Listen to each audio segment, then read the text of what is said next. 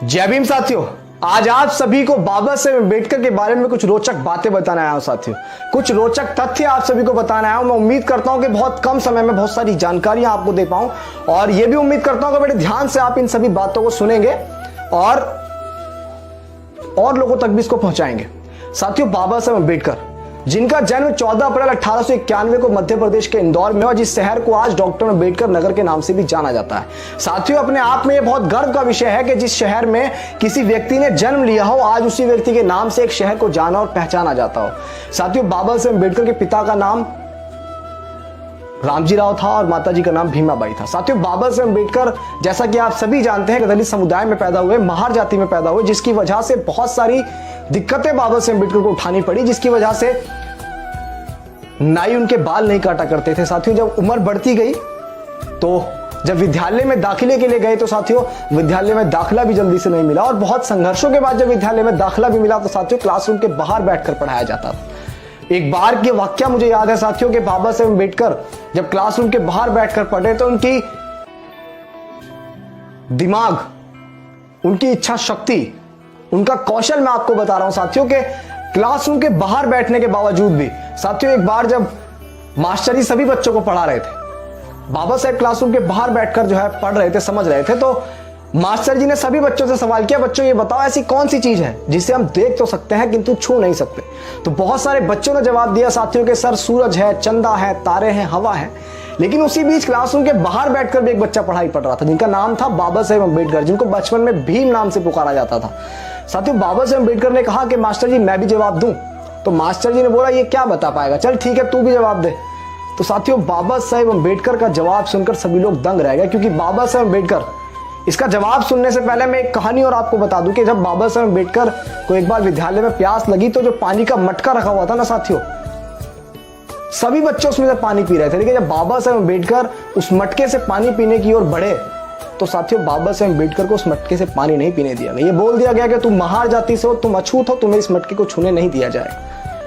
वही चीज बाबा साहेब के दिमाग में थी और बाबा साहेब ने झट से उस सवाल का आंसर दिया कि मास्टर जी क्लासरूम के कोने में जो पानी का घड़ा रखा हुआ है ना, मैं उसे देख तो सकता हूं, लेकिन विडंबना की बात है कि जिस जाति में मैं हूं उसकी वजह से मैं उसे छू नहीं सकता। तो मेरे लिए तो यही सबसे दूर है जिसको मैं देख तो सकता हूं लेकिन छू नहीं सकता। साथियों, इतने संघर्ष बाबा साहेब ने अपने जीवन में किए, इतने उत्पीड़न सहे, जातीय उत्पीड़न से, उसके बावजूद भी बाबा साहेब बहुत पढ़े और विदेश पढ़ने गए। साथियों, बाबा साहेब अम्बेडकर एकमात्र ऐसे भारतीय थे जो विदेश में जाकर अर्थशास्त्र में पीएचडी करने वाले बाबा साहेब अम्बेडकर पहले भारतीय थे। साथियों, आपको यह सुनकर भी बड़ा हर्ष होगा, बड़ी खुशी होगी कि वो एकमात्र ऐसे भारतीय थे जो कि लंदन संग्रहालय में आज भी प्रतिमा लगी हुई है। साथियों, मैं समझता हूं हमारे देश के लिए यह बड़ा गर्व का विषय है। साथियों, बाबा साहेब अम्बेडकर के नाम बहुत सारे पुरस्कार भी हैं, जिनमें से 1956 में बोधिसत्व पुरस्कार, 1990 में भारत रत्न पुरस्कार, 2012 में साथियों द ग्रेटेस्ट इंडियन का पुरस्कार और तमाम बहुत सारे ऐसे पुरस्कार हैं। साथियों, बाबा साहेब अम्बेडकर के पास 32 डिग्रियां थी। साथियों, इतना तंज जातीय शोषण सहने के बावजूद भी। साथियों, आज जो राष्ट्रीय ध्वज है उसमें जो बीच में जो चक्र है वो चक्र भी बाबा साहेब अम्बेडकर की देन है।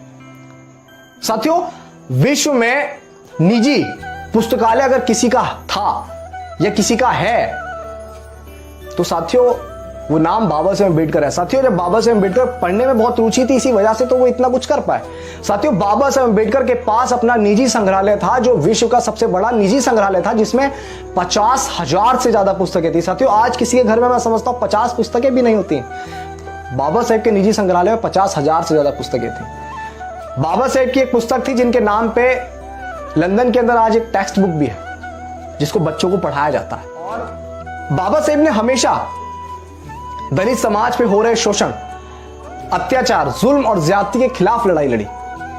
बाबा साहेब वायसराय कार्यकारिणी के जब सिर्फ सदस्य थे तो बाबा साहेब ने मजदूरों के लिए भी काम किया। जो मजदूरों को 12 घंटे का काम करने का समय था, बाबा साहेब ने उसको बदलकर 8 घंटे रखा। जब बाबा साहेब वायसराय कार्यकारिणी के श्रम सदस्य थे तब बाबा साहेब ने 12 घंटे काम करने वाले मजदूरों का समय बदलकर 8 घंटे रखा। साथियों, बाबा साहेब ने महिलाओं के लिए हिंदू कोड बिल बनाया साथियों, जिसके अंदर महिलाओं को सभी के समान सारी चीजें थी। ये साथियों बाबा साहेब अम्बेडकर की देन है। साथियों, जानकर आपको बड़ा हर्ष होगा कि इतनी सारी चीजें सहने के बावजूद भी बाबा साहेब भारतीय संविधान के निर्माता हैं। मैं समझता हूं कि इतना बड़ा इंस्पिरेशन और सफलता के लिए मैं समझता हूं किसी और को लेने की जरूरत नहीं।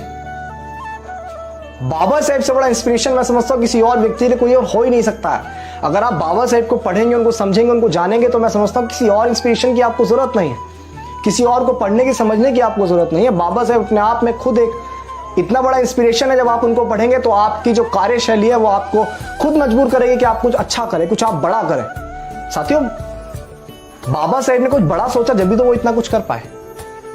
एक तथ्य और आपको बताऊंगा साथियों, जब बाबा साहेब विदेश में पढ़ते थे ना साथियों, कोलंबिया यूनिवर्सिटी में जब बाबा साहेब पढ़ते थे तो साथियों पैसे की कमी होने के कारण और जो पढ़ने वाले लोग थे साथियों वो तो लंच करने बड़ी बड़ी कैंटीनों में जाते थे। लेकिन बाबा साहेब अम्बेडकर, आपको जानकर दुख भी होगा थोड़ा सा कि साथियों बाबा साहेब अम्बेडकर पानी में ब्रेड भिगोकर खाते थे,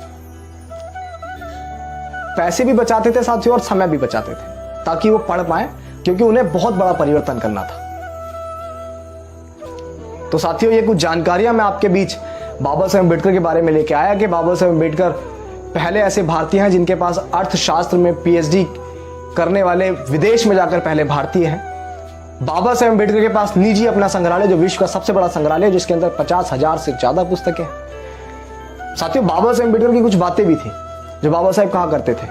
वो तथ्य थे कि 100 दिन बकरियों का जीवन जीने से अच्छा एक दिन शेर का जिया जाए। जीवन लंबा होने के बजाय महान होना चाहिए। मैं ऐसे धर्म को मानता हूं जो सभी को समान रखे। मैं किसी भी देश की उन्नति को, किसी भी वर्ग की उन्नति को उस देश के, उस वर्ग की महिलाओं की उन्नति से नापता हूं। ऐसे तमाम बाबा साहेब के तथ्य थे।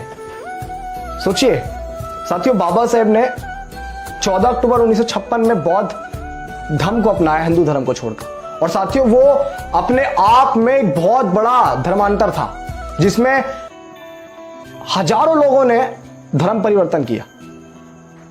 यह भी अपने आप में एक बहुत बड़ी बात है साथियों।